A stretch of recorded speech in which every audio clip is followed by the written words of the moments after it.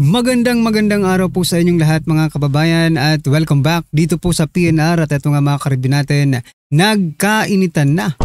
Nako mga kababayan, Claire Castro versus Prof. Malu Tiquia. Romualdez binantaan si Saldico. Ayan mga kababayan, patungkol po riyan ang ating aalamin at bibigyan ng reaksyon ngayong araw na ito. Pero bago pong lahat mga kababayan, sa mga hindi pa po nakapag-subscribe sa ating munting channel ay pa-subscribe naman po. At palike na rin po ng video ito. Maraming salamat po at eto na nga, simulan na po natin to.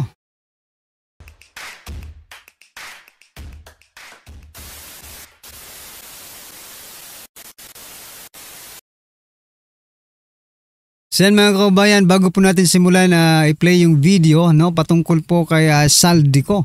Ito, unahin muna natin to mga kababayan, itong nagkainitan nga. Si Professor Malu Tiquia versus Claire Castro. Ito, pakinggan muna natin mga kababayan, tapos bigyan po natin ng reaksyon. Pati po si Atty. Rowena Aguanzon ay nag-komento po dito. Mamaya sabihin ko po sa inyo kung ano ang sinabi ni Atty. Rowena Aguanzon. Bakit hindi kaagad file ng kaso? That's 482. Those projects out of the 8,000 plus. Sa akin, material yon. Kasi, at least nakita ng taong bayan, yung ghost project na filean. Na may umusad. May Oo. 110 days na. Diba? May na-file na po. Kung hindi po kayo updated, ghost project? may na-file na po. Ilan? Sa 482? Ilan ang 482? Hanapin ko po sa kanya, pero may na-file na po. So, wag po tayong, kasi medyo misleading po yung sabihin na ilang araw, wala pa pong nagawa. Meron na pong sampahan ng kaso. Kaya nga ang tinatanong.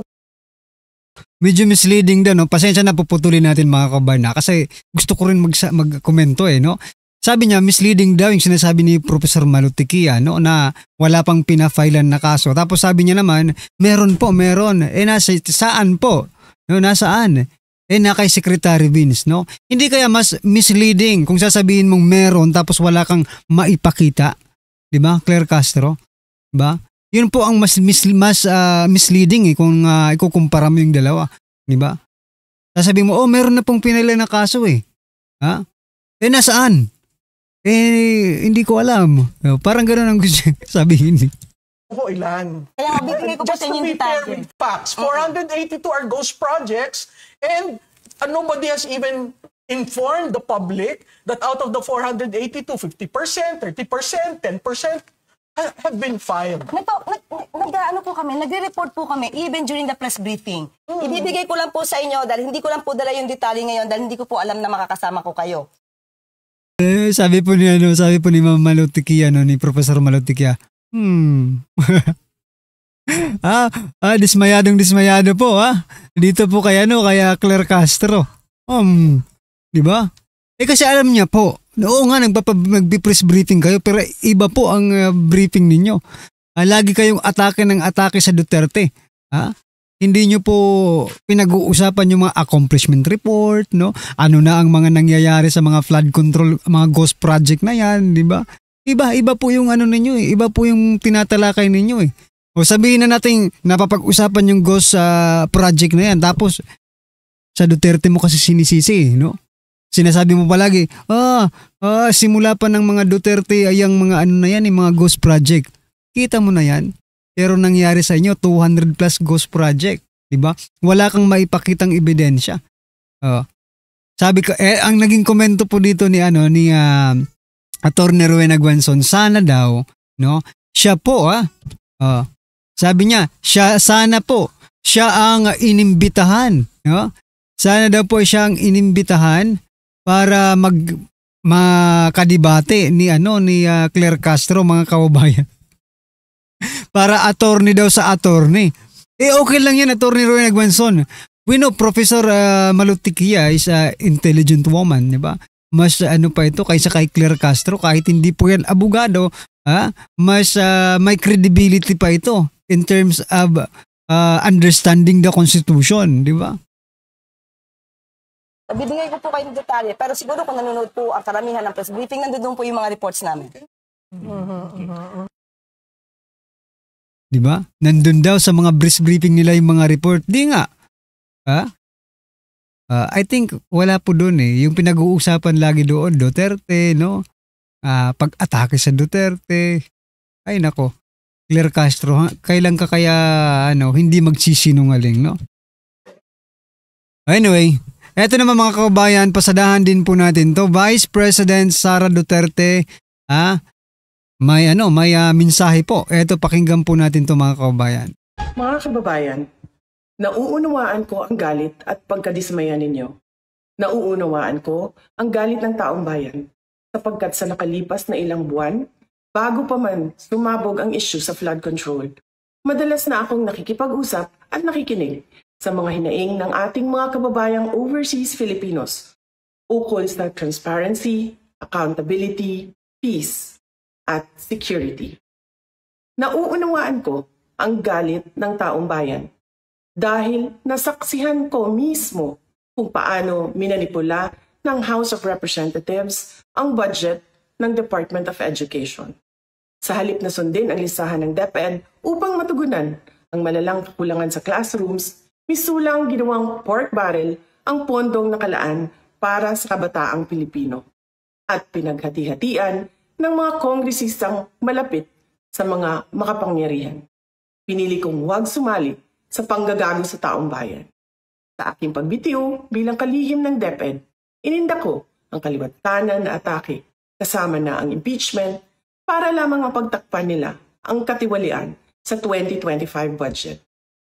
The President now faces a profound crisis of confidence, especially in the way these corruption investigations are being handled, which appear to lack both direction and resolve.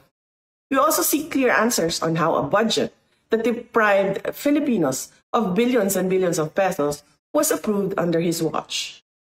Kaisa ako ng milyong-milyong Pilipinong nadismaya, nandidiri sa pamahalaang lulong sa inseguridad at walang kabusugang kasakiman. Sen, mga kabayan, tama po yung sinasabi ni VP Sara kasi ang gusto niyong i-point out dito, parang naging sangkalan siya, no? Para mapagtakpan, no? Siya ang ginawang pulutan, no? Para smoke screen, no?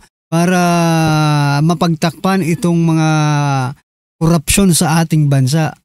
Paano ba yun? Sabi nga sa kasabihan natin, no? Sa mga sa Tagalog o sa Pilipino, walang baho na hindi sisingaw. Ayan na, sumingaw na mga kababayan yung baho nila.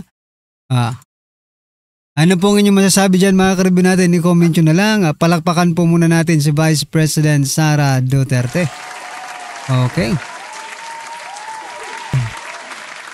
Samantala mga kababayan, eto ang balita. Nako, ayan no. Sabi po dito sa balita sa ABS-CBN News 14 minutes ago, Executive Secretary Lucas Bersamin on reports that he will soon be replaced. Let us wait for the official announcement. Executive Secretary magre-resign na naman? Pang ilang secretary na ito? Si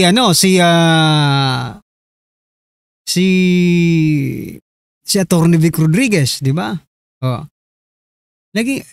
Hindi pala Attorney Trixie, pala yun, sa PCO, di ba? Ngayon naman po si Bersamin. Di ba? Hindi kinaya ng matanda yung problemang kinaharap nila mga kababayan, no? Hindi kinaya ni Lucas Bersamin. Siguro ko naman Executive Secretary Bersamin, no? May mga nalalaman ka sa mga ginagawang kalokohan ito, di ba? Kasi ikaw po ang tumatayo, parang siya na talaga ang tumatayong diyan di ba? Tagapamahala ni President Bongbong Marcos Jr. Ngayon ang tanong mga kababayan, bakit ka magre-resign sa kalagitnaan ng issue ng korupsyon? May alam ka ba? May kinalaman ka ba? Or isa ka sa mga korap, no? Nagtatanong lang po tayo mga kababayan kasi bigla-bigla naman, di ba? Kung kailan po umamin na si Saldico, Saka naman nag-resign si Lucas Bersamin. 'Di ba? 'Di ba parang makakapaghinala ka talaga ng hindi maganda rito no? May something talaga ditong nangyayari. Kasi biruin mo, talagang kapit tuko yan si Bersamin, mga kababayan, 'di ba? Tapos eto malalaman natin, nagsalita lang si Saldico, eto, nagsipulasan na. Tumalon na sa barko. Palubog na kasi ang barko kaya tumalon na agad si Bersamin para iligtas ang sarili niya. Nako po, ano po ang inyong masasabi dyan? Teka lang, basahin nga natin yung ilan sa mga naging komento ng ating mga kababayan. Mayroon pang dito kakampi si BBM mo. Sabi niya, Ashley Kua, kahit anong paninira ang gawin nyo kay BBM, siya pa din ang mamahalin ng taong bayan dahil alam nila ang totoo. Nagmamalasakit siya sa mga tao at tumutulong sa mahihirap, kaya BBM forever solid.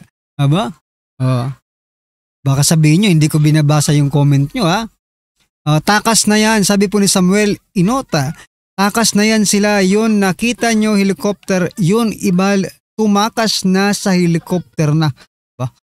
Kakaiba, parang ano to Okay, eto naman si Kasa. May drama na namang magaganap, mukhang nakakaramdam na talaga. Aray ko po. Oo nga, nakakaramdam na po sila mga kababayan Umiiwas ka, baka ma-mention ka ni Saldico. Aray ka po. Si Pinuno, kailan ba? Ayan po mga kababayan, ng ilan sa naging komento ng ating mga kababayan. Ikaw, ano pong masasabi mo dyan sa pag-resign ni Executive Secretary Lucas Bersamin? At eto mga kababayan, last po natin pag-uusapan. Bago po natin i-play ang video, Senator Bato de la Rosa nagsalita na. Ayan Ano po ang sabi ni Senator Bato? Sabi po ni Senator Bato de la Rosa, former PRRD brought safety, BBM stall. The future, sino nga ba ang dapat hulihin? Ayan mga kabayan, kung kayo po ang tatanungin, sino po ang dapat hulihin at sino ang dapat managot dito sa ating bansa? Dito sa ating bansa, hindi po sa ibang bansa. Nakakahiya naman kung dito sila nagkasala, doon sila mananagot, di ba? Tulad ng ginawa nila kay former President Duterte, di ba? Nagpasabog ng panibagong kontrobersiya si Senator Bato de la Rosa matapos niyang tahasang ikumpara ang umano'y kasalanan nila ng dating Pangulong Rodrigo Roa Duterte laban sa iniuugnay na kasalanan nina Pangulong Bongbong Marcos Jr. at dating House Speaker Martin Romualdez. Ayan mga kabayan. So kung kayo po ang tatanungin, sino po ba talaga ang dapat nahulihin? Sa bagay, si Senator Bato ba? Or si President Bongbong Marcos Jr. Or si si Congressman Martin Romualdez, di ba? Kasi si PRRD, binira na nila, di ba? Ayan mga kabayan, ano po ang inyong opinion dyan? I-comment nyo na lang at eto, pasadahan po natin ang video ito at bigyan po natin ng reaksyon. Eto na po. Daw napapatayin ni dating House Speaker Martin Romualdez si dating Congressman Saldico. Yan po ang sinawalat ko sa bago niyang video nitong linggo. Ibinunyag din ng dating kongresista na 56 billion pesos ang nakuha umanong kickback ni na Pangulong Bongbong Marcos at Romualdez. Sa part 3 ng kanyang pahayag kaugnay ng korupsyon sa gobyerno, isiniwalat ni dating Congressman Saldico na pinagbantaan umano siyang papatayin ni dating House Speaker Martin Romualdez. Breaking, aid ni Saldico pinugbog at pinalupad umano papuntang Chile. Ito yung bansa sa may Latin America, Chile. Ayon kay Mike Defensor. Sa isang programa sa Bilyonaryo News Channel, naglabas ng panibagong nakakabahalang aligasyon si dating Congressman Mike Defensor kaugnay ng umano'y pagtakip sa lumalalang kontrobersya sa flood control scandal. Ayon kay Defensor, si John Paul Estrada, ang aide ni resigned ako Bicol Representative Saldico, at ang buntis na asawa nito ay binugbog. Aligasyon lang ito, binugbog. At sa pilitang pinalipad papuntang Chile, tama ba itong pronunciation ko? Hindi ako marunong sa pronunciation. Chile or child? Chile, basta Latin American country to. I don't know kung malapit ba sa Brazil, malapit sa, hindi ko alam nasaan ang Chile. Malapit sa Venezuela, Ecuador, yan, yung mga Latin American countries. Pinalipad papuntang Chile para mailayo at maiwasang makapagtistigo sa investigasyon.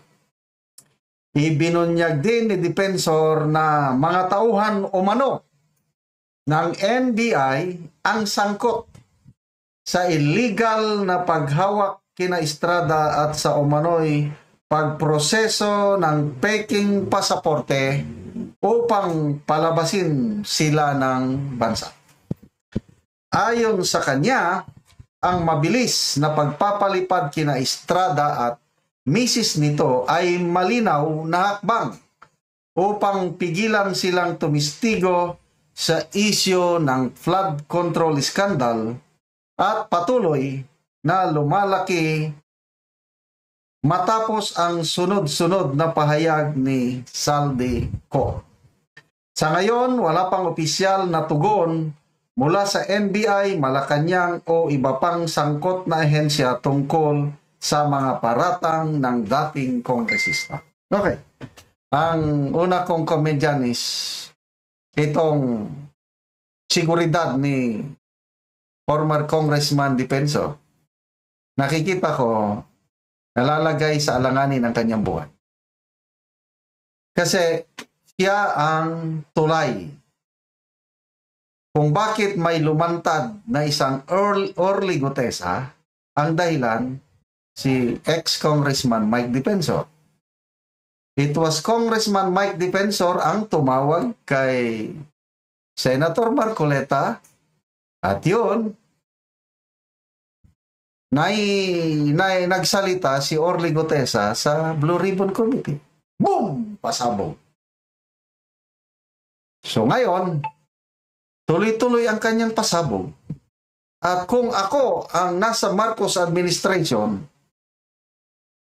talagang pag-iinitan ko itong si ex-Congressman Defensor. But siguro, kaya niya ito. Dating kongresista eh. So, yun na. Ang isang pasabog ni ex-Congressman Defensor na nabasa ko kanina, na i-vlog ko na yung di umano si retired Master Sergeant Orly Gutesa is illegally detained by his fellow soldiers, specifically the Marines. Anyway, aligasyon lang ito at wala pang pronouncement ang Marines. Ang alam kong post na nabasa ko noon, si Senator Lacson, kasi umiikot yung balita na under custody ng Philippine Marines si Gutesa. Lumabas na. So, teka lang mga kabayan, no? Kasi na-mention po si Senator Ping Lacson, no?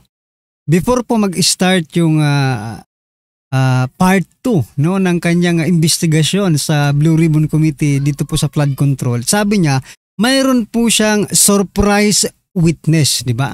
Sabi niya po mayroon po siyang surprise witness. Ngayon, may nakita po ba tayong surprise witness doon po sa investigasyon ngayon? Wala. Kasi mga kabayan, siguro ko, and this is only my opinion, no? Ang surprise witness ni Senator Ping Lacson ay si Saldico. Ngunit, subalit datapwat mga kabayan, hindi niya nagustuhan. Hindi niya nagustuhan yung kanyang narinig kay Saldico. Yung video na yan na sinasabi ni Saldico. Kasi yan dapat ang sasabihin niya doon sa hearing na yon, di ba? Hindi niya nagustuhan. Hindi niya na pina-attend si Saldico. Ngayon, Senator Ping Lacson, tatanungin ka po namin kasi allegation ko lang naman yan na baka si Saldico po ang kanyang surprise witness. Ngayon, Senator Ping Lacson, pwede mo bang sabihin sa amin kung sino po yung sinasabi mong surprise witness sa pagbabalik ng Blue Ribbon hearing na yan? Di ba? Oh. Para magkaalaman talaga, kasi dinideny ninyo na tumawag, no?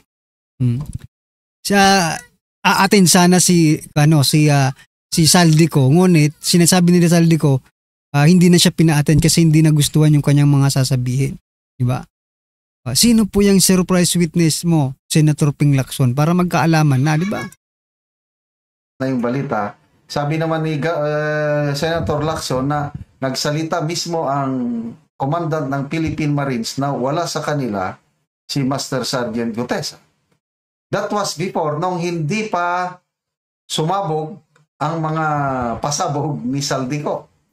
Ngayon, lalong umiinit ang sitwasyon. Kasi nga, nung una, pinagdududahan yung mga sinasabi ni Gutesa, peke daw ang notary public. Ngayon, useless na yung notary public na yan dahil mismo si Saldico ang nagpatotoo. Correct. Niya, totoo yung sinabi ni Gutesa na nagdi-deliver sila ng mali-malitang basura sa Forbes Park at saka Malacanang. Wala na. So, masyado kasing pinatagal ni Lacson no? Yung parang binigyan niya lang ng oras yung iba na para makatakas. Yan ay opinion natin kasi, di ba? Masyado po siyang nag-focus sa notaryo, di ba? Masyado po siyang nag-focus doon. Tapos ng iba nakatakas na, nung pinatatawag wala na, nasa ibang bansa na, di ba mga kababayan? Yung mga tauhan ni Saldico, ganun po ang nangyari.